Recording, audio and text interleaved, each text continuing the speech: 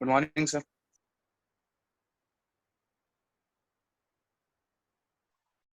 Good morning.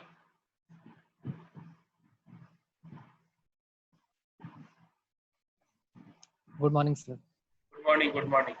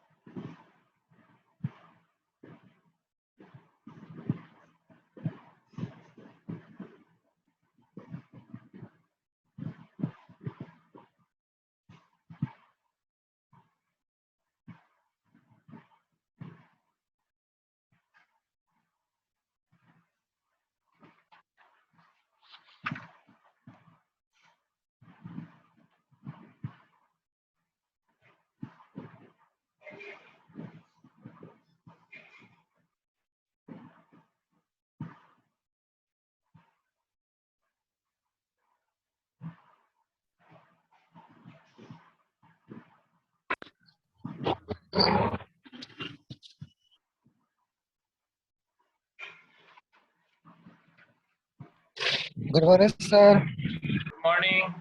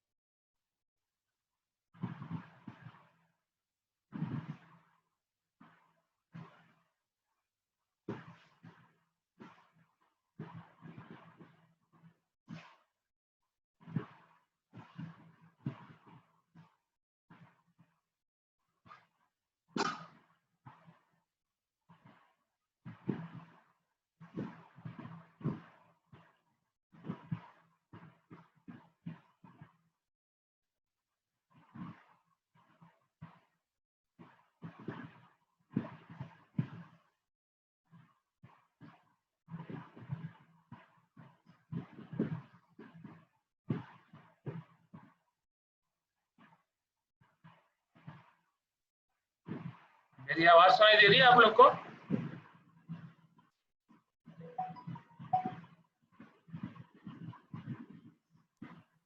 Yes sir. और ये slide नजर दिखाई दे रहा है? हाँ सर। चलो ठीक।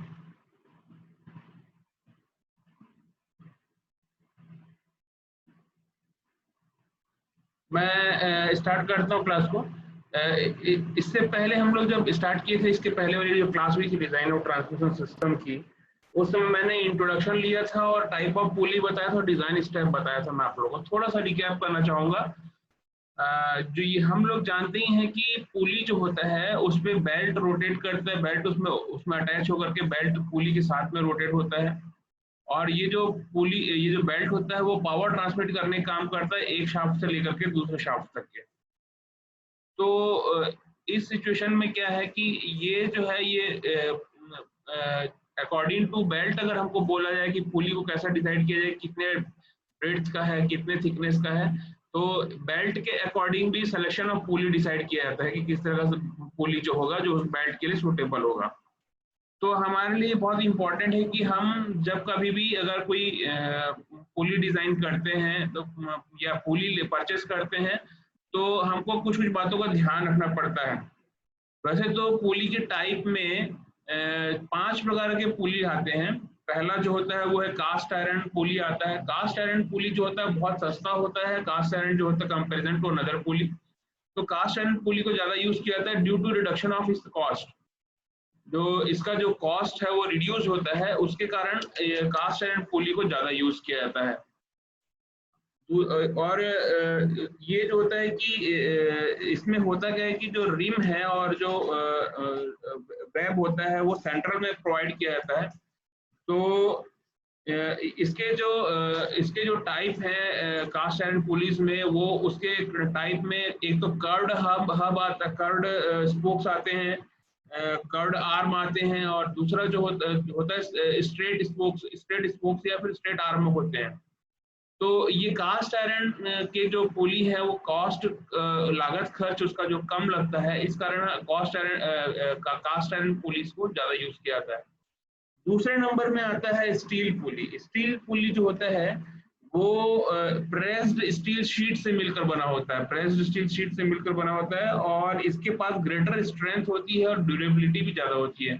जो स्टील शीट जो होता है, स्टील पुली जो होता है, उसकी ज्यादा ग्रेटर स्ट्रेंथ होती है, और उसकी जो ड्यूरेबिलिटी है वो भी ज्यादा हाई होती है as compare to the cast iron. तो ये जो है ये भी पुली जो है लाइटर वेट में होती है, वेट के कंपैरिजन में काफी लाइट वेट होता है कास्ट आयरन कंपैरिजन में। तो अलग अलग रिक्वायरमेंट के अलोंग अलग अलग पुलिस को यूज किया जाता है। तो ये जो है पुली के टाइप हैं जिसको as compare to their manufacture capability, their property according to material property, उन्हें यूज किया जाता है। यहाँ पर क्या है कि तीसरा जो है मैं बताना चाहूंगा, तीसरा जो पुली जो था मैंने उसको डिस्कस किया था आप लोगों के साथ में, वो है वुडन पुली। वुडन पुली जो होता है वो लाइटर इन द वेट होता है, और ये जो वुडन पुली जो होता है वो हायर कोएफिशिएंट ऑफ फ्रिक्शन को पजेस करके रखता है। हायर कोएफिशिएंट फ्रिक्शन होता है जो वुडन पुली जो होती है, उसकी कोएफिशिएंट ऑफ फ्रिक्शन जो होती है ज्यादा होती है as compare to cast iron pulley और स्टील पुली के कंपेरिजन में। और ये जो पुली होते हैं इनका जो मतलब जो वुड पुलीज जो होते हैं, लकड़ी के जो पुली होते हैं, उनका जो वेट होता है वो 2/3 of a cast iron pulley of a similar size होता है। 2/3 इसका जो वेट होता है, मतलब नॉमिनली देखा जाता है कि इसका जो वेट है उसका 2/3 ऑफ मल्टीप्लीकेशन में होता है। अगर मान लो मैंने 100 न्यूटन का, सॉरी, अगर मैंने 5 mg का मैंने अगर कहीं पुली यूज करना है, तो कास्ट जो वुडन पुली अगर हम यूज करते हैं तो 5 mg का जो है उससे मल्टीप्लिकेशन करोगे 2/3 का, तो उसके रिस्पेक्ट में उतना ही इफिशियंसी प्रोवाइड करेगा जितना ये कास्ट आयरन और ये प्रोवाइड करते हैं। तो हमको अगर लकड़ी का है और हमको डिसाइड करने के लिए सोच रहे हैं कि कौन सा कितने वेट का होना चाहिए जो वुडन पुली का जो वेट है, तो हम यहाँ से चेक कर सकते हैं 2/3 ऑफ वेट होता है, नॉमिनली इतना ही वेट होता है 2/3 के रेशियो में मल्टीप्लिकेशन में, 2/3 के मल्टीप्लिकेशन में हम उसके वेट को मल्टीप्लाई करेंगे तो हमको वुडन पुली जो है उतना उसके लिए यूजफुल होगा वन पुली और शाफ्ट के लिए। यहाँ पर एक होता है पेपर पुली। पेपर पुली मेड होता है फ्रॉम कंप्रेस्ड पेपर से मिलकर बना होता है, फाइबर से मिलकर बना होता है, पर इसकी जो सेंटर में मेटल होता है, सेंटर में जो होता है वो मेटल पीस होता है जो उसको होल्ड करके रखता है, तो उसके सर्कमफेरेंस में पेपर होते हैं। हेलो क्या हुआ, कौन बोल रहा था? आवाज सुनाई नहीं दे रही है क्या? शुभदीप, आवाज सुनाई दे रही है? आवाज आ रही है सर आपकी। चलो, तो पेपर पुली हाँ सर, आ रही है। हाँ चलो, तो पेपर पुली जो है वो सेंटर में जो होता है वो मेटल यूज किया जाता है, और कंप्रेस्ड फाइबर जो होता है उसके सर्कमफेरेंस में होता है। तो ये पेपर पुली भी काफी इंपॉर्टेंट, जब शॉर्ट डिस्टेंस के लिए यूज किया जाना है तो पेपर पुली को यूज किया जाता है। पेपर पुली शॉर्ट डिस्टेंस के लिए काफी अच्छा इफिशियंट होता है और काफी अच्छा इफेक्ट प्रोवाइड करता है पुली और बैट के लिए। तो ये है पुली, पेपर पुली। और एक पांचवा टाइप मैंने आपके साथ डिस्कस किया था, fast and loose pulley. Fast and loose pulley जो होता है, एक पुली होता है उसके साइड में दूसरा पुली अटैच किया जाता है जो फ्रीली घूमता है, और जो फास्ट वाला पुली है उसे बैट अटैच किया जाता है। तो फास्ट एंड लूज पुली जो है ये भी फ्री रनिंग के लिए काफी यूजफुल होता है। अगर आपको ट्रांसमिट करना है one shaft to another shaft attachment के रिस्पेक्ट में, तो फास्ट एंड लूज, लूज में फास्ट वाले में हम उसको अटैच कर देते हैं बेल्ट को, और जो लूज पुली है उसके साथ रोटेट होती है, अटैच होती है, और उसके स्पीड के साथ में, मतलब वो लूज पुली फ्रीली रोटेट होती है। तो जहां पर आपको अगर पावर ट्रांसमिट करना हो इफिशिएंटली, तो वहां पर भी हम फास्ट एंड लूज पुली को यूज कर सकते हैं। तो आज मैं आप लोगों को डिस्कस करना चाहिए था, 5 प्रकार के पुली होते हैं। तो पुली में उसका डिजाइन स्टेप यहाँ पर देखा जाएगा। मेरी जो ये आज की क्लास जो है वो डिजाइन स्टेप्स के लिए है, कास्ट आयरन पुली के लिए। तो इसमें कुछ प्रोसीजर है जब हम डिजाइन स्टेप फॉलो करते हैं पुली के लिए, कास्ट आयरन पुली के लिए स्पेसिफिकली है। कास्ट आयरन की पुली के लिए डिजाइन स्टेप्स है। तो पहला देखते हैं कि डायमेंशन ऑफ द पुली। पहला है इसमें dimension of the pulley. Dimension of the पुली के लिए कि अगर हमको डायमेंशन फाइंड आउट करना है पुली के लिए, तो हमारे लिए 3 फैक्टर इंपॉर्टेंट है। पहला जो है उसका डायमीटर फाइंड आउट करना, और दूसरा जो है ब्रेड्थ फाइंड आउट करना। जो ब्रेड्थ या फेस ऑफ द पुली, यानी कि जो आपकी पुली है रोटेट होती है, उसके जो फेस जो है उसका जो उसके जहां पर बेल्ट उसमें चढ़ाया जाता है पुली में, तो ये वो इम्पोर्टेंट फैक्टर है डायमेंशन ऑफ द पुली के लिए। और तीसरा जो है थिकनेस ऑफ द रिम। आप जो रिम यूज कर, मतलब जो पुली के लिए जो रिम ले रहे हैं, तो वो रिम का थिकनेस कितना होना चाहिए उसके रिस्पेक्ट में, उसके डायमीटर के रिस्पेक्ट में कितना थिकनेस होना चाहिए और कितना क्या होना चाहिए। ये 3 डायमेंशन जो है, डायमेंशन के मामले में 3 चीजें इंपॉर्टेंटली यूज हो जाता है। पहला होता है डायमीटर, दूसरा होता है बेल्ट का विड्थ, ये सॉरी पुली का जो फेस है ब्रेड्थ, वो इंपॉर्टेंट होता है। और तीसरा जो है वो है तुम्हारा थिकनेस ऑफ द पुली। तो डायमेंशन ऑफ द पुली अगर फाइंड आउट करने बोल रहा है क्वेश्चन में, तो ये 3 चीजें इंपॉर्टेंट है। डायमेंशन के पहले, डायमेंशन ऑफ द पुली के टर्म में हम पहला चीज देखते हैं diameter of the pulley. Diameter of the pulley D, capital D. Diameter of the पुली जैसा कि हम लोग इसके पहले देखते आ रहे हैं कि हमको V1/V2 और D2/D1 के रिस्पेक्ट में हमको डायमीटर ऑफ द पुली मिल जाया करता था। हम V1 वेलोसिटी फाइंड आउट करते थे, दिया रहता था, और V2 वेलोसिटी दिया रहता था, और डायमीटर 2 दिया रहता था, तो हम D1 को इजीली फाइंड आउट कर सकते थे। तो diameter of the pulley capital D को फाइंड आउट करने का एक तरीका है वेलोसिटी रेशियो कंसीडरेशन, और दूसरा जो है वो है स्ट्रेस, सेंट्रीफ्यूगल स्ट्रेस कंसीडरेशन। तो अगर हम देखते हैं कि सेंट्रीफ्यूगल स्ट्रेस इंड्यूस्ड हो रहा है अगर रिम ऑफ द पुली पर, तो उस सिचुएशन में sigma T is equal to rho into V square होता है। यानी कि सिग्मा टी अगर स्ट्रेस जनरेट हो रहा है, अगर आपके पुली पर स्ट्रेस जनरेट हो रहा है, तो उस सिचुएशन में रो इनटू वी स्क्वायर जो होता है वो सिग्मा टी के बराबर होता है। जहां पर हम रो अगर लेना चाहें, तो रो जो है वो है तुम्हारा डेंसिटी ऑफ द रिम है।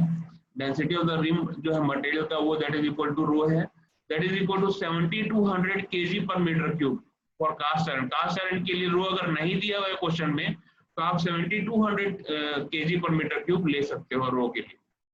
V जो है velocity, that is equal to velocity of the rim जो है, that is equal to pi into D diameter into n divided by 60, जहां पर D जो है तुम्हारा डायमीटर ऑफ द पुली है, और n जो है स्पीड ऑफ द पुली है।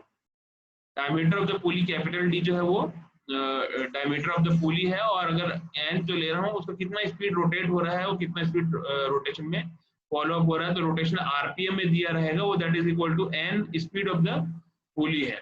तो यहाँ से VDN/60 को हम यहाँ पर रो इंटू वी स्क्वायर में अटैच कर सकते हैं, और रो इंटू वी स्क्वायर से वहां से D के टर्म में आएगा। अगर आपको सिग्मा स्ट्रेस दिया हुआ है, सिग्मा की वैल्यू दी हुई है, तो आप वहां से सेंट्रीफ्यूगल स्ट्रेस के रिस्पेक्ट में आप वहां से D को फाइंड आउट कर सकते हो। यहाँ पर कुछ डायमीटर ऑफ द पुली में mm में फ्लैट और वी बेल्ट के लिए कुछ डायमीटर की वैल्यू दी हुई। अगर आपका आ जा रहा है फ्लैट वी बेल्ट के लिए डायमीटर का अगर वैल्यू आ रहा है करीब, मान लो आपके पास डायमीटर की वैल्यू आ रही 42.56, ऐसा कुछ आया 42.56, तो इस रेंज में आप यहाँ पर डिसाइड कर सकते हो जो आपको दिया हुआ है कि 42.56 जो है वो 40 और 45 के बीच में आ रहा है, तो हम 45 को कंसीडर कर लेते हैं कि इतना मार्जिन में लेके चलते हैं कि 45 जो है हमारा डायमीटर ऑफ द पुली है।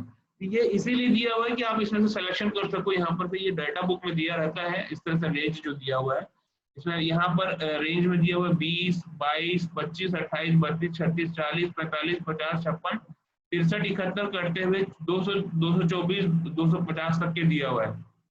तो यहाँ पर ये भी इंडिकेट कर रहा है कि पहला जो 6 साइज जो दिए हुए हैं 20, 22, 25, 28, 32 और 36, ये वी बेल्ट के लिए यूज किया जाता है। यूज किया जाता है किसके लिए? वी बेल्ट के लिए। तो अगर मान लो आपके पास 30.39 आ गया या 30.3948 आ गया, तो उस सिचुएशन में आप राउंड फिगर में 32 को सेलेक्ट कर सकते हो कि आपका जो पुली का जो डायमीटर है वो 32 लिया जा सकता है। तो ये डायमेंशन ऑफ पुली में यहाँ पर पहला था डायमीटर को फाइंड आउट करना। दूसरा जो है यहाँ पर अगर हम विड्थ ऑफ द बेल्ट को कंसिडर करते हैं, तो विड्थ ऑफ द बेल्ट जो है अगर स्मॉल बी गिवन है तो वो जो होगा पुली का जो विड्थ है, आपकी जो पुली जो घूमती है शाफ्ट के रिस्पेक्ट में, तो वो जो पुली का जो फेस है वो कैपिटल बी है और उसको हम ले सकते हैं, यानी कि वो विड्थ ऑफ द पुली है और विड्थ ऑफ द पुली को हम ले सकते हैं 25% greater than the width of the belt, 25% greater than the width of the belt, यानी कि 1.25 into small b, capital B is equal to 1.25 into small b लिया जा सकता है। जहां पर स्मॉल b जो है width of the belt है, width of the belt जो है कितना है, आपके पास अगर पट्टा दिया हुआ है, बेल्ट दिया हुआ है, उसकी width दी हुई है, width दी हुई 70 दे दी हो, मान लो अप्रॉक्स 80 दे दी हुई हो, तो उस 80 को मल्टीप्लाई करोगे 1.25 से, तो वहां से उसका आपका पता चल जाएगा कि ब्रेड कितना लेना है, डिजाइन करना है पुली कितना रखना है, हमको पुली का जो डिजाइन है कितना रखना है, कितना स्पेस देना है, कितना उसको देना है, चौड़ाई कितनी देनी है डिजाइन करते समय। अगर मटेरियल की कास्टिंग करने के बाद तैयार हो जा रहा है उसका फिर कितना रखना है पुली को डिसाइड करना है। तो वो रिम का जो तुम्हारा फेस का जो विड्थ है capital B is equal to 1.25 B के बराबर होता है। यहाँ पर आप अगर डिजाइन कर रहे हैं तो एक टेबल 2 दिया हुआ है जिसका यूज हम शायद करेंगे आगे आने वाले क्वेश्चन, जब क्वेश्चन सॉल्व करेंगे। अकॉर्डिंग टू इंडियन स्टैंडर्ड जो है कास्ट आयरन के लिए यहाँ पर आपका दिया हुआ belt width in the mm। अगर बेल्ट विड्थ, अगर आपके पास जो बेल्ट की विड्थ है वो small b that is equal to up to 10 mm या 1 mm से लेकर के 125 है, तो आप अगर मान लो सपोज आपके पास 116 आया, 116 में 13 को जोड़ सकते हो तो आपका टोटल विड्थ फाइंड आउट किया जा सकता है। ये रेंज है आपका। अगर जब बेल्ट ऑफ द विड्थ जो है अगर यहाँ से B जो है कैलकुलेट करने पर, यहाँ पर अगर मान लो कैपिटल B जो है यहाँ पर इतना आ रहा है, तो अगर स्मॉल b की वैल्यू 125 से लेकर 250 के बीच में है, तो उसमें से 25 जोड़ोगे तो आपको कैपिटल B फाइंड आउट किया जा सकता है। तो आगे हम उसको देखेंगे कहाँ पर कैसे यूज करना है, टेबल 2 है। तो 125 के रिस्पेक्ट में 13 दिया हुआ है, 125 के और से लेकर के 250 तक के 25 दिया हुआ है, 250 से लेकर के 375 तक के 38 दिया हुआ है, और 475 से लेकर के 500 तक के 50 दिया। ये डेटा बुक में दिया रहता है। एट प्रेजेंट मेरे पास डेटा बुक नहीं है, इसका मैं आपको शो नहीं कर रहा हूँ कि कहाँ पर क्या चीज दी हुई क्या नहीं दी हुई, हम बाद में डिस्कस करेंगे। यहाँ से आप डेटा ले सको तो आप क्वेश्चन सॉल्व कर सकते हो न्यूमेरिकली। तो यहाँ पर फॉलोइंग और यहाँ पर width of the flat cast iron के लिए, माइल्ड स्टील पुली के लिए यहाँ पर विड्थ दी हुई है, जैसे कि इस विड्थ का भी यहाँ पर न्यूमेरिकल में वैल्यू दिया हुआ है 16, 20, 25, 32, 40, 50, 63, 71, यहाँ से लेते हुए 315, 355, 400, 450, 560 तक के जो है आपका जो पुली का जो फेस है उतना होना चाहिए। इतना यहाँ पर स्टार्ट किया हुआ 16 से लेकर के। तो अगर आप कहीं डिजाइन कर रहे हो और आपको मान लो 64.87 आ रहा है या फिर 69.70 आ रहा है, तो 71 अप्रॉक्स इस लिस्ट के अकॉर्डिंग आप यहाँ से उसको चूज कर सकते हो कि इतना हम मैक्सिमम ले सकते हैं जो कि डिजाइन करने में हमारे लिए एप्लीकेबल होगा। तीसरा जो है thickness of the pulley rim जो दिया हुआ है, thickness of the pulley rim vary करता है। D/300 थिकनेस, अभी तक के हमने देखे हैं डायमीटर, दूसरा हमने देखे हैं फेस का विड्थ, अब तीसरा डायमेंशन आता है थिकनेस। थिकनेस के लिए D/300 + 2 mm ले रहे हैं, से लेकर के D/200 + 3 mm होता है सिंगल बेल्ट के लिए। अगर सिंगल बेल्ट के लिए ले रहे हैं तो यहाँ से हम D जो डायमीटर ऑफ द पुली जो दिया है उसके रिस्पेक्ट में capital D by 300 plus 2 mm करेंगे तो थिकनेस फाइंड आउट किया जा सकता है। सिमिलरली अगर आप capital D by 200 plus 6 mm कर रहे हैं तो वो किसके लिए चूज करोगे आप? वो आप डबल बेड के लिए चूज करोगे। मान लो अगर आप डबल बेड को डिजाइन कर रहे हो या डबल बेड का पट्टा दिया हुआ है क्वेश्चन के अकॉर्डिंग, तो आपको capital D by 200 plus 6 mm आपको यहाँ से यूज करना होगा पुली के लिए, रिम के लिए, आपकी रिम की जो थिकनेस है उसके लिए। कास्ट आयरन के लिए स्पेसिफिकली दिया हुआ है ये डिजाइन स्टेप। दूसरा जो है आपको अगर डायमेंशन ऑफ द आर्म अगर आपको फाइंड आउट करना है, डायमेंशन ऑफ द आर्म आपको चेक करना पड़ेगा। तो पहला डायमेंशन ऑफ द, आपने इसके पहले डायमेंशन ऑफ द पुली देखे, पुली के बाद दूसरा सिस्टम आता है डायमेंशन ऑफ द आर्म। तो डायमेंशन ऑफ द आर्म में नंबर ऑफ द आर्म में भी टेकन एज 4 लिया जा सकता है अगर पुली का डायमीटर 200 mm से लेकर के 600 mm है। अगर आप कैपिटल डी को कैलकुलेट कर लियो डायमेंशन ऑफ द पुली में, आप जब डिजाइन स्टेप फॉलो कर रहे थे पहला स्टेप में, वहां पर अगर आपको डायमेंशन अगर डायमीटर आपको 200 से लेकर के 600 दे दिया है, तो 200 mm से अगर 600 mm के बीच में अगर डायमीटर आ रहा है तो उसके लिए मैक्सिमम आप नंबर ऑफ द आर्म बताओगे 4 यूज किया जाता है। अगर बोल रहा है कि 600 से लेकर 1500 mm के बीच में आ रहा है तो मैक्सिमम नंबर ऑफ आर्म आप सेलेक्ट कर सकते हो 6 सेलेक्ट कर सकते हो 600 से लेकर के 1500 mm के बीच में। तो ये है आपका नंबर ऑफ द आर्म का सिलेक्शन किस तरीके से किया जाता है। दूसरी चीज यहाँ बताने के लिए है कि क्रॉस सेक्शन, अगर आप आर्म की बात करो तो कितने नंबर ऑफ आर्म यूज कर रहे हो। दूसरी बात आपको cross section of the arm is usually elliptical होता है, जो कि आपको पता है। तो क्रॉस सेक्शन आपको दूसरा फाइंड आउट करना पड़ेगा कि कितने विड्थ और कितने हाइट का होता है। तो यहाँ पर क्रॉस सेक्शन के लिए आपको जो पैरामीटर चूज करना है वो इलिप्टिकल सेक्शन के लिए होता है। क्रॉस सेक्शन जो होता है, जो हब के साथ में अगर आपका जो अलॉय व्हील में आप देखे होंगे, अलॉय व्हील के जो स्पोक्स होते हैं उसमें आप उसी चीज को अगर आप पुली में कंसिडर कर रहे हो तो जो उसका जो पुली रिम का जो आपका जो बीच में जो आर्म है, आर्म का जो क्रॉस सेक्शन होता है वो होता है A1 और B1 के रिस्पेक्ट में होता है, जहां पर A1 जो होता है मेजर एक्सिस होता है और B1 जो होता है वो माइनर एक्सिस होता है। और ये जो आपका A1 है, यानी कि आपका जो मेजर एक्सिस A1 जो है वो होता है twice the minor axis. A1 जो है वो किसके बराबर होता है? अगर आपके पास 5 mm दे दिया हुआ है तो B1 is equal to 5 mm दे दिया है तो A1 is equal to 10 mm हो जाएगा, यानी कि 2 into B1 is equal to A1 होता है।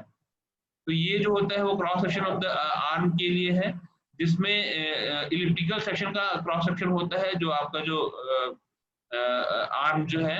और क्रॉस सेक्शन आर्म के लिए वैसे ये फॉलोइंग स्टेप्स करते हैं, लेकिन जब आप क्रॉस सेक्शन आर्म को कंसीडर करते हो तो आर्म को टोटली आप कैंटिलीवर मान के चलो तो उसके हिसाब से उसको डिजाइन किया जाता है। तो आर्म को कैंटिलीवर माना जाता है कि कैंटिलीवर सेक्शन के अकॉर्डिंग इसका जो शेप है वो कैंटिलीवर शेप में है, मतलब इसमें जो लोड अप्लाई हो रहा है या स्ट्रेस अप्लाइड हो रहा है वो कैंटिलीवर सेक्शन के अकॉर्डिंग हो रहा है।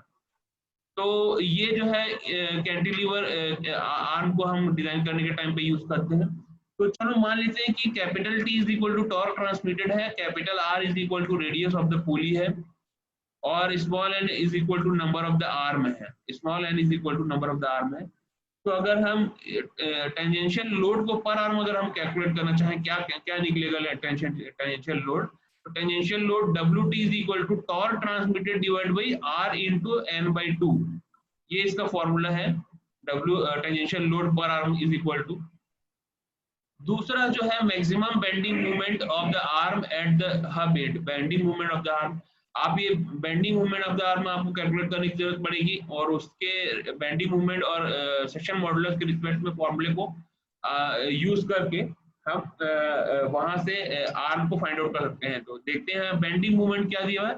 Bending movement is equal to होता है 2T/Rn इनटू कैपिटल R, यहाँ से R और R कैंसिल हो जाएगा, तो movement bending movement is equal to 2 into torque transmitted divide by number of arm जो है, ये इसका फॉर्मूला है। तो movement is equal to 2T/n होता है। तो डिजाइन स्टेप में फॉलो अप करोगे तो आपको ये भी कैलकुलेट करना पड़ेगा। जब आप नंबर ऑफ आर्म के लिए लोड का कैलकुलेशन कर रहे हो तो उस सिचुएशन में Z is equal to π/32 into B1 into A1 square, और जहां पर A1 is equal to 2 into B1, तो अगर 2 into B1 कैलकुलेट करोगे तो π/8 into B1 क्यूब आ जाएगा। तो वहां से आप यहाँ पर Z के अकॉर्डिंग अगर आपको सेक्शन मॉडुलस की वैल्यू दी हुई है तो आप यहाँ पर सेक्शन मॉडुलस को वैल्यू दी हुई, तो यहाँ से B1 क्यूब यानी कि माइनर एक्सिस का फाइंड आउट कर सकते हो B1 की वैल्यू को, और अगर B1 फाइंड आउट किया जा चुका है तो आप A1 फाइंड आउट कर सकते हो। तो नंबर ऑफ आर्म्स के बाद आप cross section of the arm अगर आप चेक कर रहे हो तो cross section of the arm का फॉर्मूला यहाँ से स्टार्ट हो जाता है। यहाँ पर आपको अगर सेक्शन मॉडुलस बेंडिंग मोमेंट आपने कैलकुलेट कर लिया है तो सिग्मा बेंडिंग दिया हुआ, अगर बेंडिंग स्ट्रेस दिया हुआ है या टॉर्सनल स्ट्रेस दिया हुआ है या टेंजेंशियल स्ट्रेस दिया हुआ है, तो सॉरी टॉर्सनल स्ट्रेस नहीं है, टेंजेंशियल स्ट्रेस दिया हुआ है, अगर टेंशन स्ट्रेस दिया हुआ है, टेंसाइल स्ट्रेस दिया हुआ है, टेंसाइल स्ट्रेस और बेंडिंग स्ट्रेस अगर दोनों में से कोई एक चीज दी हुई कि किसी का टेंसाइल स्ट्रेस इतना है 100 mm और किसी का बेंडिंग स्ट्रेस 100 mm है, तो टेंसाइल स्ट्रेस और या फिर बेंडिंग स्ट्रेस के इक्वल होता है movement by section of modulus, movement by Z के बराबर होता है। तो यहाँ से cross section of the arm यहाँ से हम ऑब्टेन कर सकते हैं इसकी फॉर्मूले से। यहाँ एक सजेशन दिया हुआ है कि आर्म टेपर्ड होता है हब से लेकर के रिम के बीच, रिम तक के, मतलब हब से लेकर के आर्म रिम तक के सर्कमफेरेंस तक के जो उसका टेपरिंग होता है 1/48 से लेकर के 1/32 तक के होता है।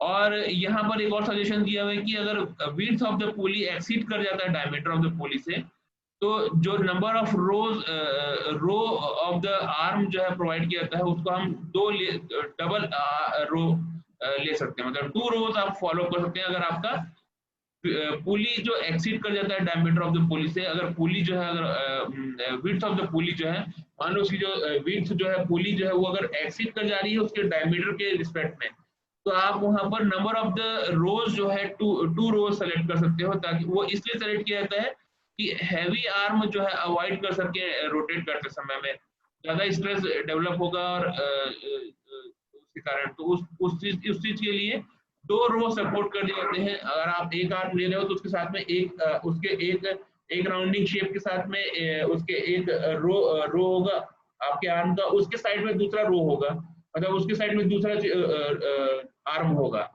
आर्म का रो होगा, यानी लाइनें दो डबल लाइन पे आप उसको यूज करोगे। ये एक सजेशन है कास्ट आयरन के डिजाइन के लिए, कास्ट आयरन डिजाइन पुली के डिजाइन के लिए। यहाँ पर तीसरी चीज है dimension of the hub. Dimension of the hub जो है, डायमीटर ऑफ द हब जो है, अगर आपके पास स्मॉल d1 दिया हुआ है in terms of shaft diameter, अगर शाफ्ट डायमीटर आपके पास स्मॉल d दिया हुआ है तो डायमीटर ऑफ द हब जो है वो आप फाइंड आउट कर सकते हो। Diameter of the hub that is b1 is equal to 1.5d + 25 mm।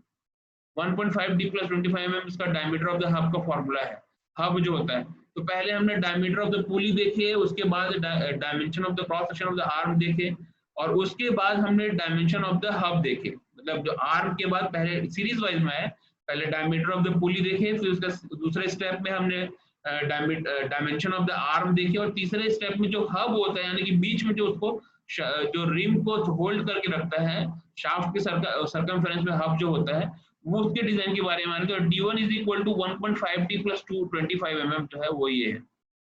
Diameter of the hub should not be greater than 2d, 2 into diameter जो है शाफ्ट के उस ज्यादा नहीं होना चाहिए।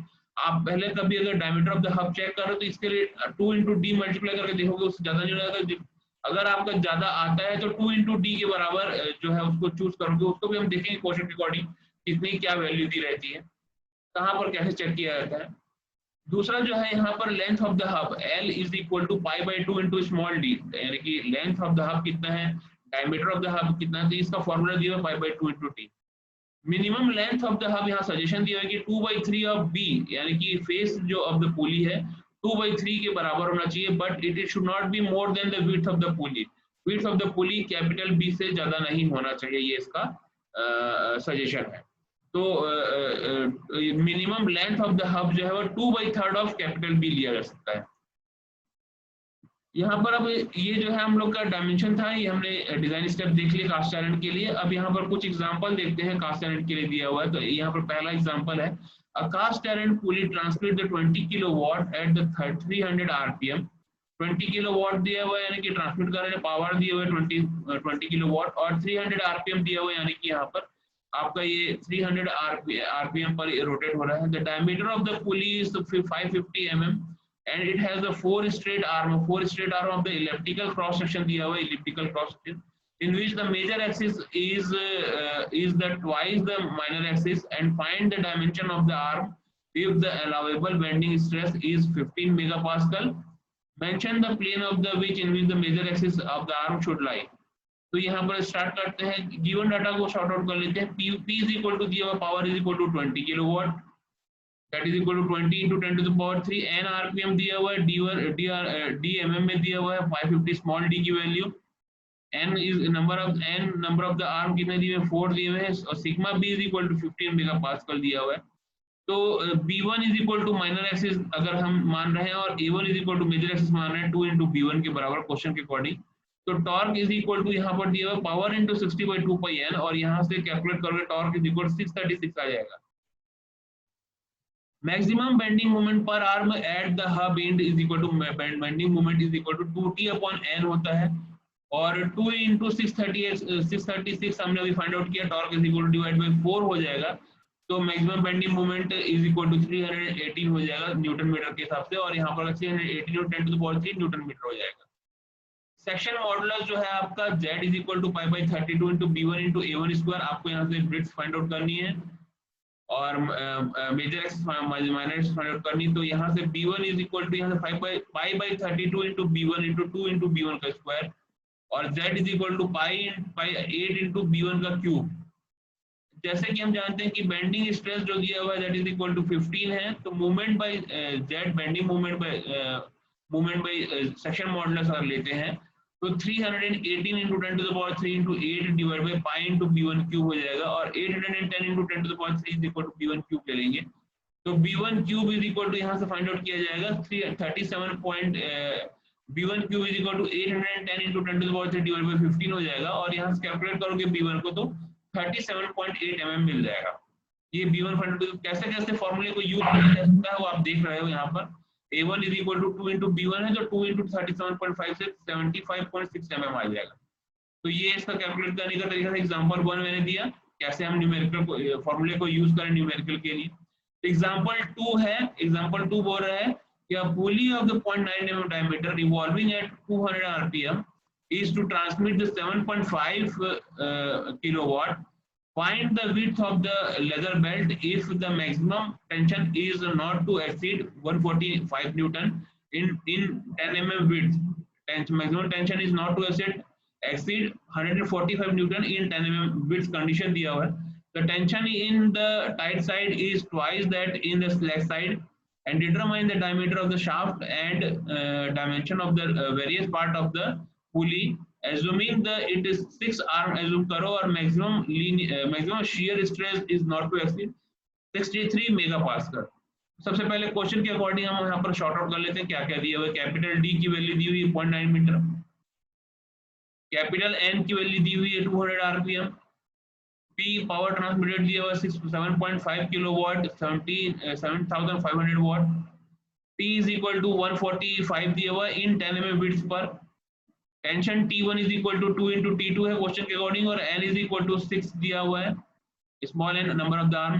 Tau is equal to 63 megapascal दिया हुआ है. तो we know that the velocity आप यहाँ से फाइंड आउट कर सकते हैं πdn/60 से. यहाँ पर वैल्यू पुट अप करोगे तो 9.426 दिया हुआ है.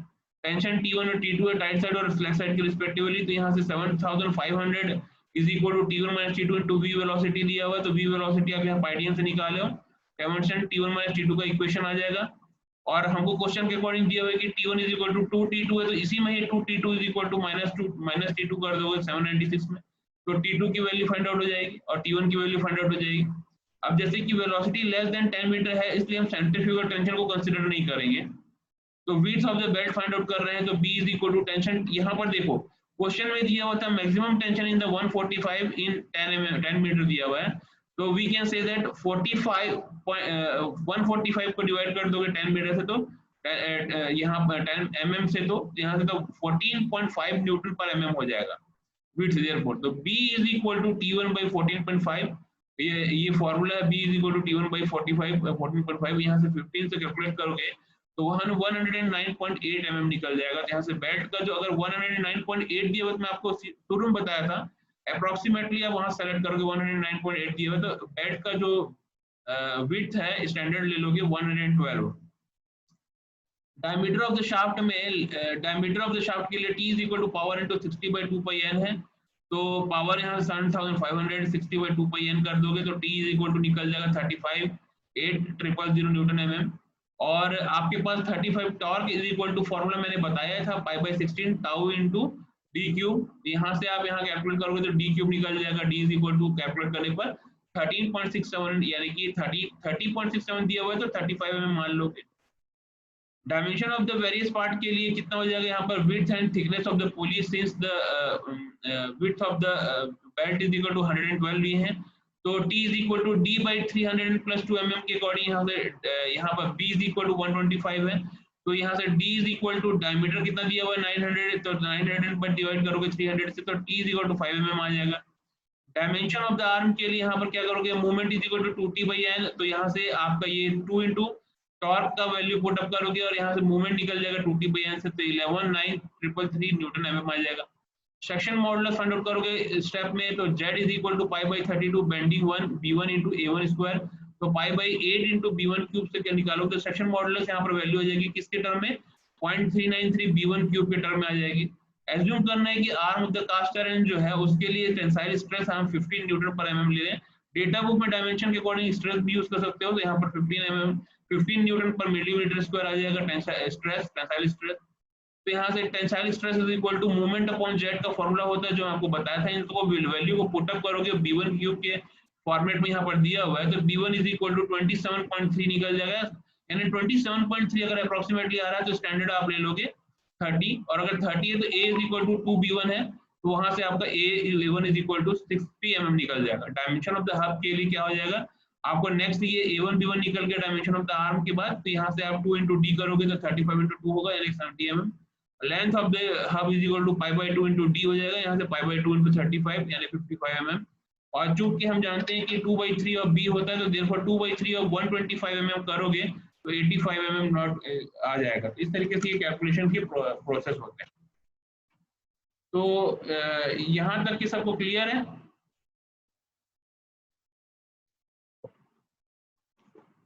आज की क्लास क्लियर है आप लोगों के लिए? Shubhdeep? Yes sir, yes sir. चलो ठीक है, मैं आप लोग का अटेंडेंस ले लेता हूँ।